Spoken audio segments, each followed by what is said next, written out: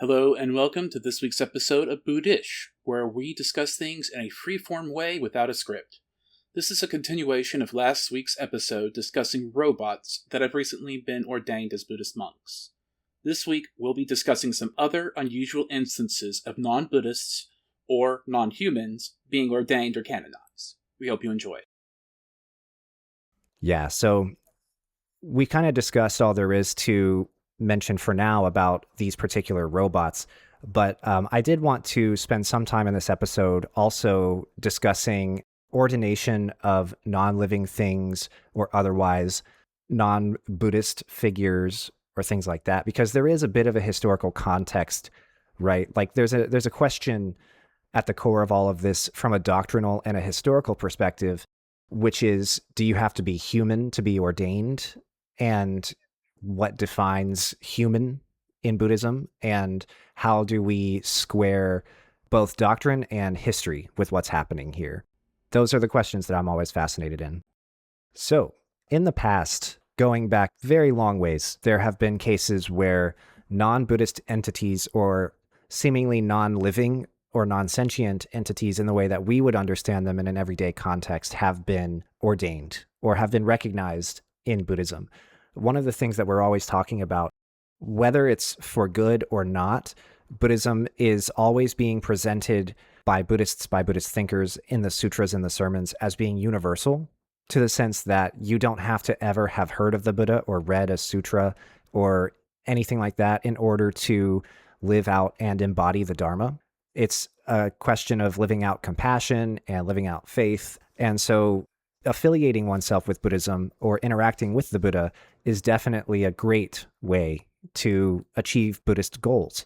But it's recognized that there are figures of compassion, figures of wisdom, figures of mindfulness, figures of all of this stuff that exist outside of the context of Buddhism.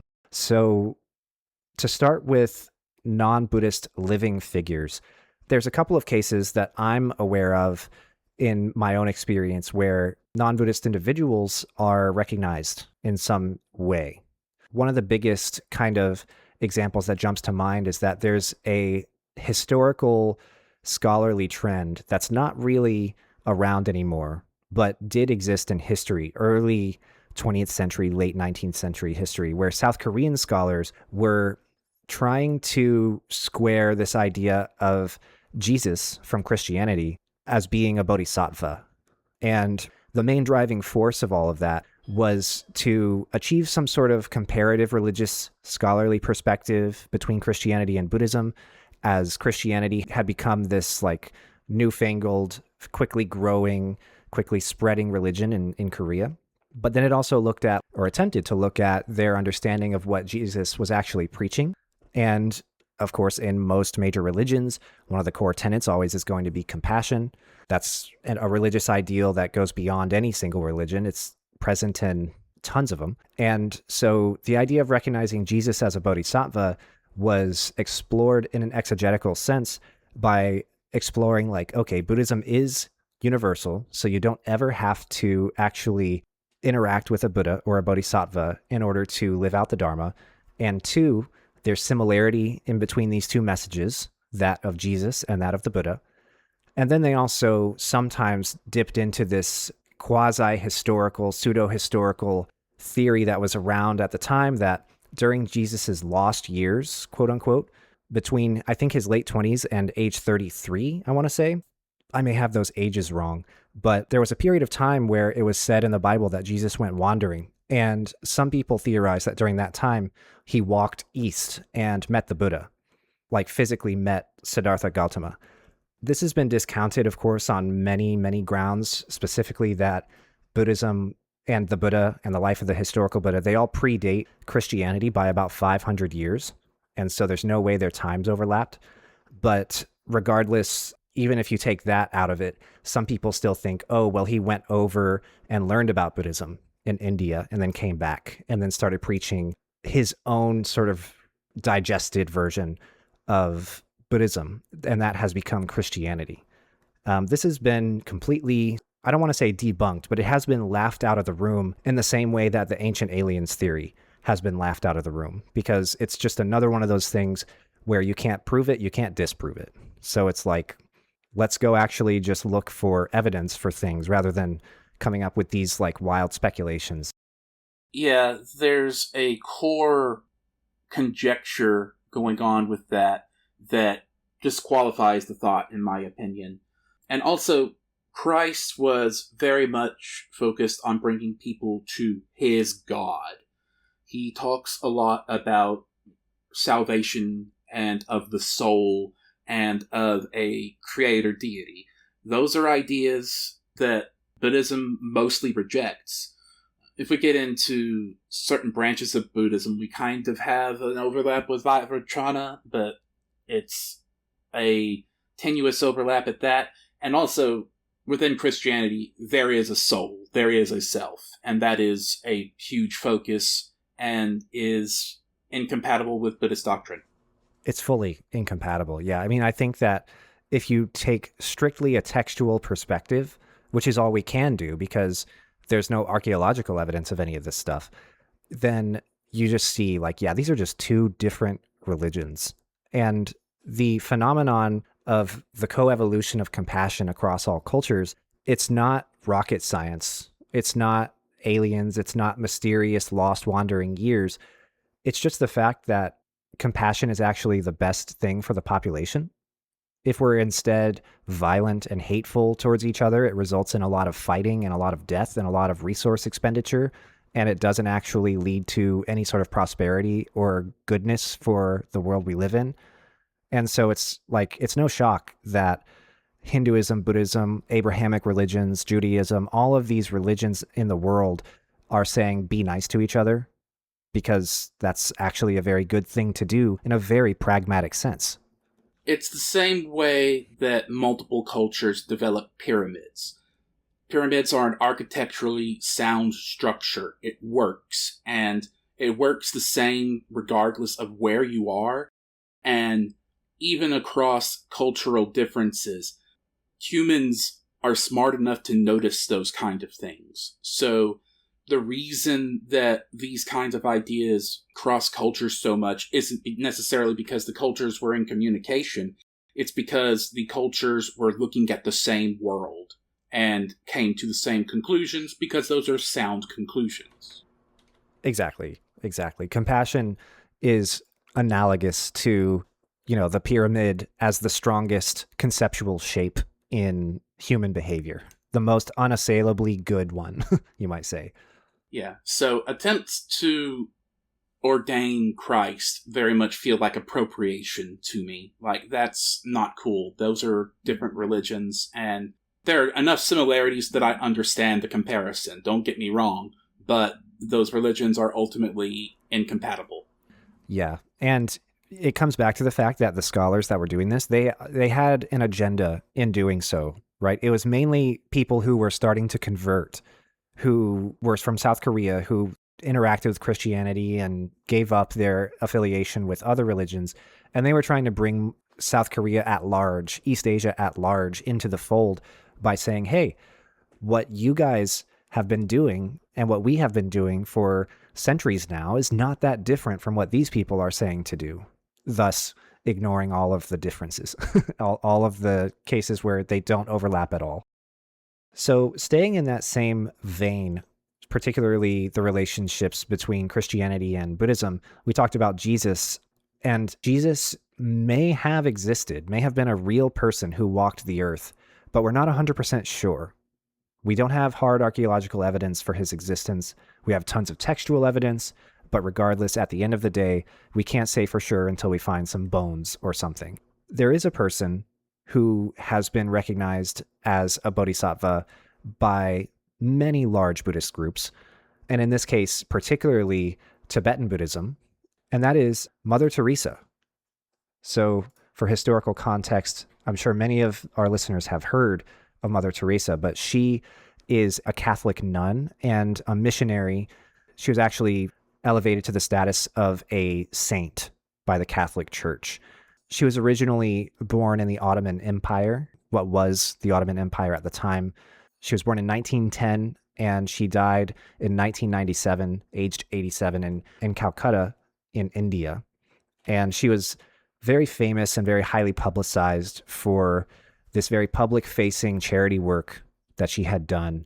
And as a result, the Dalai Lama and other figures came out and spoke of her in the context of bodhisattvahood. They would attribute this title of bodhisattva for her supposed acts of compassion. And I'm being very sort of like hesitant and apprehensive about when I talk about her actions, because there have since been a great number of controversies that have come to light about her life and her actions. It turns out that she wasn't actually as compassionate and as caring and as loving and universal as she might have appeared. There are allegations of cruelty and inadequate care given to some of the children that she helped. It's kind of all messed up now. My understanding is that a significant part of her operation hinged on the idea that pain and suffering are a sacred aspect of life, that by suffering one gets closer to God. So a lot of her charity work, quote unquote, was leaving people to suffer in a way that was preventable and cruel. Her compassionate reputation, as I understand it, is entirely undeserved. Yeah, exactly. If we can even be specific and measure compassion as remedying the either real concrete or the abstract emotional feelings of pain and suffering that people feel, she didn't do very much of either. She was very much a figurehead or a poster child for a lot of the Catholic Church's activities in the regions that she worked in. And as a result, there was a lot that was covered over. And, you know, it's just to make things that little bit worse. They always are that little bit worse. She actually also was a defender of one of the Catholic priests who was one of the first ones in the 90s to be accused of child molestation and pedophilia. So she was a very staunch defender of that, one of those early priests who had an accuser come out and say that they were molested. And that's just not okay either. But she has also been recognized in some sections of Buddhism as a manifestation of Avalokiteshvara, or otherwise a bodhisattva. Mm-hmm. And for better or worse, that's kind of how it is. You know, that's happened and that's stuck. If we were speaking about somebody who actually was bona fide, compassionate, and helping people in need, the idea of that person being recognized as a bodhisattva does hold some water. Mm-hmm. Because as we said, you don't have to be Buddhist to make Buddhist progress, and there is a well-established precedent of bodhisattvas forgetting that they are bodhisattvas as a matter of skillful means. So the idea of somebody who isn't Buddhist, didn't really interact with Buddhism, but does count as a Buddhist bodhisattva, that's not so far-fetched, and I suspect we're about to talk about that. The main issue with Mother Teresa is that she was actually not what she has been portrayed as. Exactly. And I fully agree with you there, both on a personal level and on a textual and a doctrinal level. You know, it makes perfect sense. In as much as bodhisattvahood can be defined as living selfless compassion. You know, I mean, that's the main upshot of the category that we call bodhisattva. And there's many people in history who actually have done that, and their names are not Mother Teresa. One example that we could turn to, somebody I think that did embody those values a lot more than Mother Teresa actually did. My own temple's monk has recognized Alexei Navalny posthumously as a bodhisattva. Alexei Navalny has been an opposition leader in Russia in the 21st century, standing up against Putin. He's very pro-democratic, pro-democracy. He's very against the authoritarianism and the fascism that Putin inflicts in Russia, and on the imperialism that he enacts elsewhere, and on all of the sort of evil stuff that the Russian government has been up to for the last 40, 50 years. And he was actually, you know, poisoned and imprisoned and died not too long ago. I think it was after 2020. So it's been in the last 5 years. And when he died, the temple monk at the temple that I go to, he had a section of his Dharma talk dedicated to chanting for Alexei Navalny and recognizing him as a bodhisattva in this very world. Because he worked so tirelessly for the rights and liberties of the Russian people and for the victims of Russia's imperialism and disinformation campaigns and poisonings and military activity, I think that he definitely deserves that title with what we know about him. I think that he's definitely embodying those spirits of compassion more than other figures that we may have talked about. I don't know the facts around Navalny very well, to a point where I don't feel qualified to weigh in on that, but as I said at the end when we were talking about Mother Teresa, the doctrine behind that exists, and if he did indeed embody those virtues, I don't really object to that framing of him. Definitely. So looking further into this idea of non-Buddhist / non-living things, we can actually go and look at some local spirits or some preta or anything like that being recognized in Buddhism.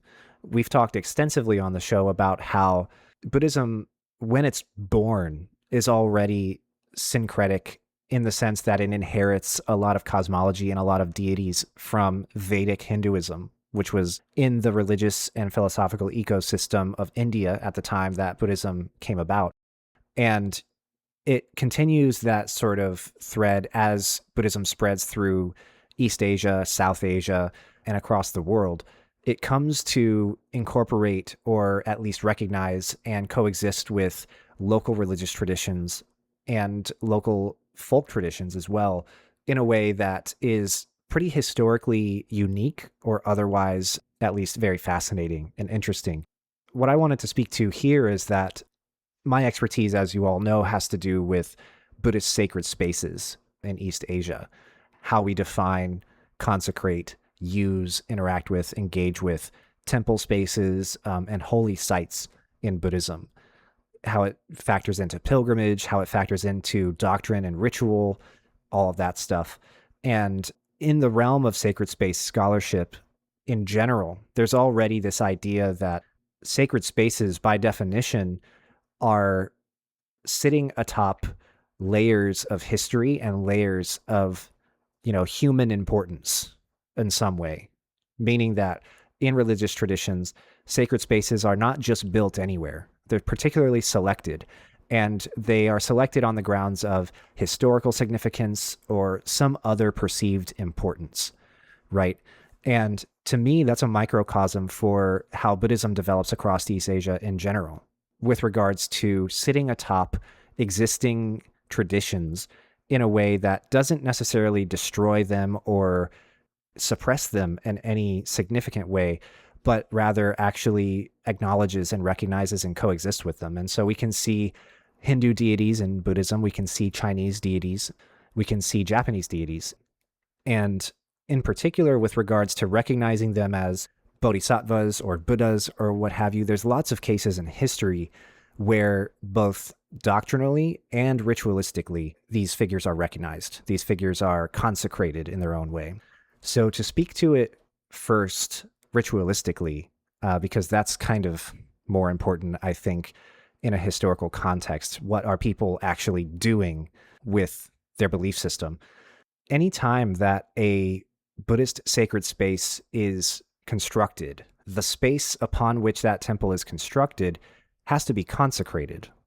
It has to be chanted over, blessed. Some ritual has to take place on that spot for the purpose of preparing the Buddha's seat, you might say, metaphorically, right? You're cleaning it up, you're sweeping around it, you're making the cushion nice and fluffy and comfortable. Or I guess maybe the Buddha would prefer something a little more Spartan. I don't know. But anyways, you're preparing the spot for who you believe to be the most advanced, most important figure to reside in. You're constructing a hermitage for the Buddha. And as part of that consecration, oftentimes what happens is either the banishment of local spirits, which in my view canonizes them into Buddhism in its own way. But what's more interesting for this conversation is that sometimes they are actually preached to. And the conclusion of the ritual is a celebration. Hooray, rejoice, all of the local gods and spirits have attained enlightenment or have attained Buddhahood because they've been preached this sutra that I just recited or chanted, or because they are gathered here to be in audience with the Buddha with the construction of this temple space. And so that right there is one of the mechanisms by which Buddhism brings in these other religious traditions and includes them in the lived Buddhism wherever it is, wherever the space is, right? And so in China, they're preaching to and including Chinese religious deities and Chinese religious, folk religious figures that are worshipped and have a life outside of Buddhism, both historically and also textually and ritualistically. And in Japan, same thing. The kami are brought in as being part of Buddhism. And this has led to some really interesting results. So the big dividing line between this and, say, trying to ordain Christ is the community that is involved. So when South Korean scholars are talking about Christ as a potential bodhisattva, you would know better than me, correct me if I'm wrong, but there's not a huge conversation going on between Christianity and those scholars. Whereas what you're describing here sounds like a conversation that the community has. The people who follow these gods are participating in this consecration, and that makes it okay, because the people who are most directly affected are involved in the decision. I suspect, like when we're talking about kami, I suspect there would be locals who follow those kami who would take offense at the idea of them being converted to Buddhism. But if there was enough of people of that opinion, the consecration would not be able to go forward because there would be resistance to it. So because the community that follows these figures, because they're brought in, that makes it okay. I agree too. Yeah. I mean, one of the early things that I mentioned about it was that I don't see Buddhism doing a whole lot of stepping on and crushing down and grinding down local religious traditions until those traditions are erased or until those naysayers are dismissed from the conversation. I do see some like dissent, like you were talking about, like in Japan, there's the whole narrative about the entry of Buddhism into Japan that we discussed in one of our episodes, which will be linked in the show notes, where there was this whole clan and a whole faction of clans underneath that clan that said, no, the kami will be very, very mad if we bring Buddhism into the country. And they're going to cause a lot of civil unrest and natural disasters. And the emperor, in order to kind of play both sides, he said, well, let's just let some people worship as a test. And if the kami are angry, they'll show us. And in that story, funnily enough, there actually was a famine that resulted. There was a drought and a famine and an outbreak of malaria, we think it was, but potentially smallpox. And so that was funny because in the end, the worship of Buddhism was actually allowed to continue in Japan and became this kind of state religion, on and on. There's more detail about that in that episode. So those dissenters are there, but they are...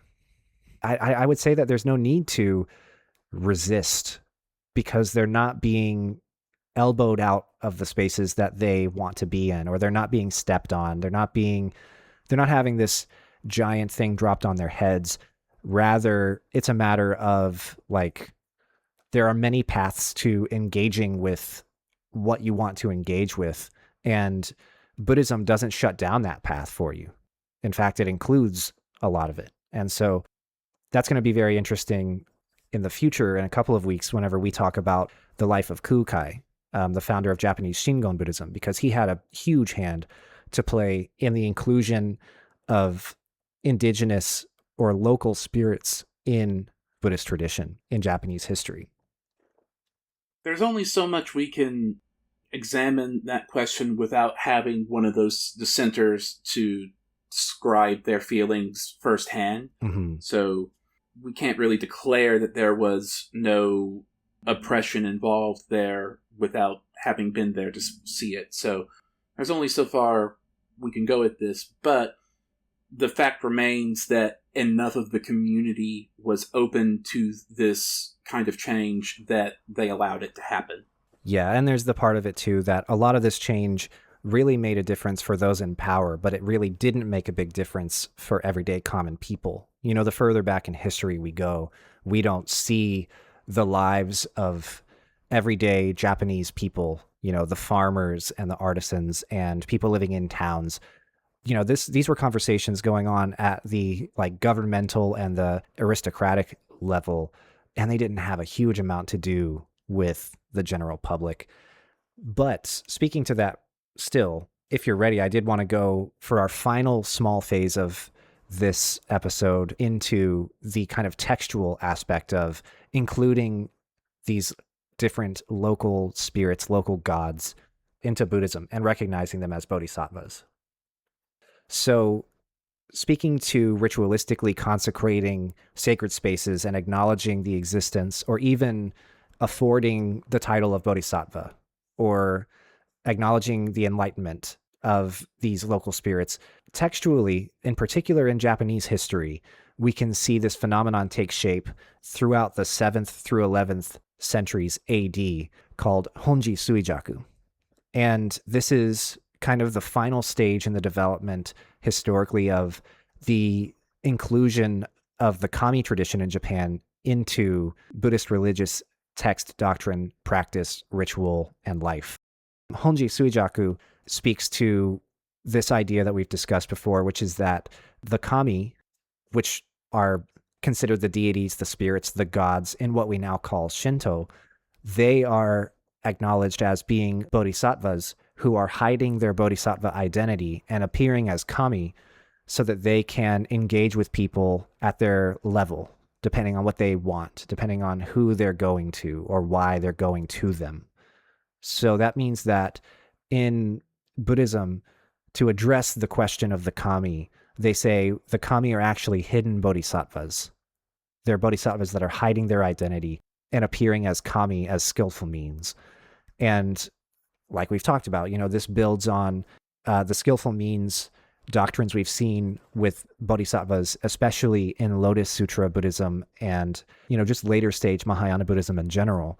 Bodhisattvas regularly forget that they're bodhisattvas. They appear as other kinds of figures. They'll appear as a preta or as a demon or as a regular guy as a skillful means for leading people to enlightenment and salvation. And as a result, you know, I think that this phenomenon of Honji Suijaku and the inclusion of local spirits, of Kami, of local deities into the cosmology of Japanese Buddhism, that's kind of a microcosm for this process of kind of universalizing Buddhism more and more.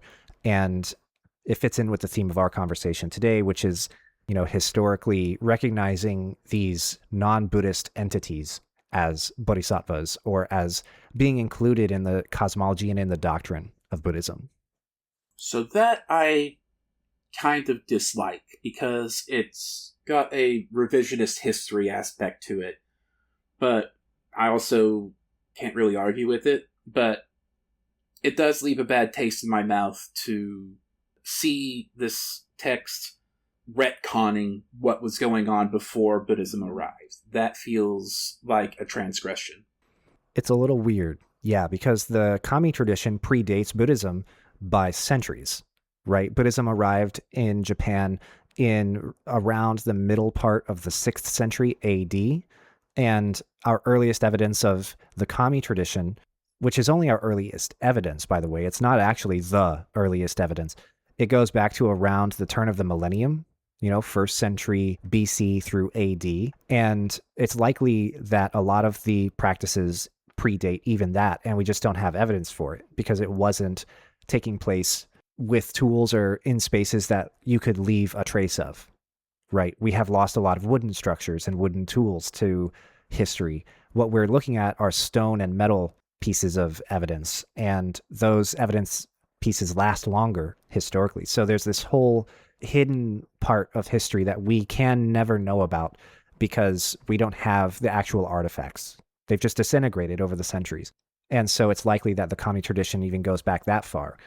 And so here comes Buddhism, this newfangled religion that is claiming, actually, everything you've always been doing has been Buddhism. That's kind of weird. And I'll say, too, that conversation around, the icky feeling that we get from the retconning or from this like universalizing claim that gets imposed on the kami tradition, that conflict actually doesn't really resolve for a lot of history. We just did our episode on Haibutsu Kishaku, which was the boiling over of centuries of that kind of conflict that people felt. This tension between what was thought to be an indigenous religious tradition worshiping the kami and what was thought to be this foreign influence that kind of came in and sat on top of Japanese society in a way that wasn't working anymore. And so there's a lot of bouncing back and forth that goes on that's observable in the texts and in the doctrines across Japanese Buddhist history for the intervening period between the 5th, 6th century when it arrives and the 17th century and 18th century when the Haibutsu Kishaku movement really kicks off and really boils over. It's very common that these affiliations, one way or the other, have political implications. And so, those who were much more nationalist and much more concerned with a Japanese identity, if such a thing could even really be decided upon or constructed or contrived, they were the ones who were saying, no, the kami tradition is its own thing. It is this thing called Shinto, and it is completely separate from all Buddhist attempts to integrate it. And then those who were not nationalistic, who were not as concerned the same way with that Japanese identity, they were open-minded to Buddhism or okay with Buddhism. And there's kind of an overlap in the middle where there were those who were trying to claim, well, because of the existence of the kami tradition and Honji Suijaku, there is what we can now call uniquely Japanese Buddhism. So Japanese Buddhism, all one phrase, could really be described as something fully, completely unique from any other Buddhism in the world, as opposed to Chinese Buddhism, Korean Buddhism, Vietnamese Buddhism, Indian Buddhism, American Buddhism. Japanese Buddhism is an inherently Japanese thing, regardless of its origins, right? That's a whole conversation in itself as well. But at the end of the day, that conflict and tension is not really resolved between, the recognition of these kami in what we now call Shinto as bodhisattvas in Buddhism. Thanks for joining our discussion of the ordination of Gabi, the robot, and our description of other robots that have been described as monks or have been presented as monks in ordination ceremonies in East Asian Buddhist organizations. Covered a lot. We've covered kind of the issues with just doing that as a publicity stunt. And we've also covered the AI aspect, which is always going to leave a sour taste in our mouths.